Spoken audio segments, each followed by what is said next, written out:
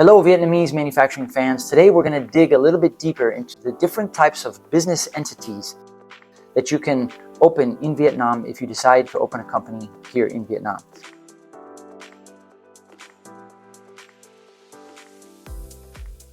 And the first one is a limited liability company, which is good for small scale companies. It can be either a single member or a multiple member. It can be 100% owned or a partnership. The liability of members is limited to their capital contributions, and members have the right to manage the company, or they can appoint a director or a general manager. The second type of business entity that you can create in Vietnam is a joint stock company, which is good for larger companies. And the main benefit is that you can raise capital by issuing stock in the stock market, and you can issue it publicly and or privately. Shareholders have limited liability, and their liability is limited to the amount of capital they have contributed to the company. A joint stock company will have a board of directors and shareholders. The next business entity is a representative office, which is not a company or business per se. It's more of an extension of a foreign company operating here in Vietnam. It can only conduct market research, promotion, and liaison activities. A representative office cannot engage in direct commercial sales or generate revenue. So a branch office is similar to a representative office in that it's an extension of a foreign business that's operating here in Vietnam.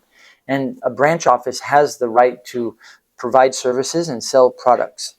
But the foreign parent company is responsible for debts and liabilities of the branch office in Vietnam. A branch office is fully owned by the foreign parent company. The next business entity type is called a partnership. And a partnership is two or more individuals or two or more organizations that share the responsibility of managing the business. And the partners are personally liable for debts and obligations.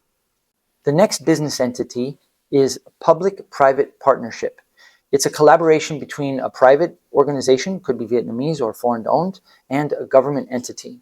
And these types of business entities are used for large projects like airports, railroads, or dams. The next business entity is foreign invested enterprises. And while there is no minimum investment amount, these tend to be very large projects like $10 to $100 million investments. And if the company qualifies as a foreign invested enterprise, then the government gives companies a tax incentive. So instead of paying, say, like 20% corporate tax, they'll only have to pay 10% over a period of time.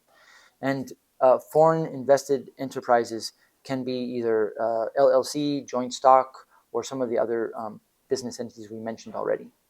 The last business entity is a cooperative, and it's where a group of people pool their resources for a common cause.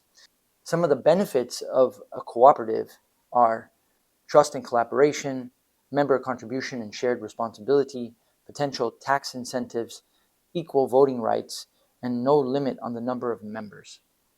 So if you need help choosing the right business entity for you, then I recommend LHD Law Firm based in District 1 of Ho Chi Minh City.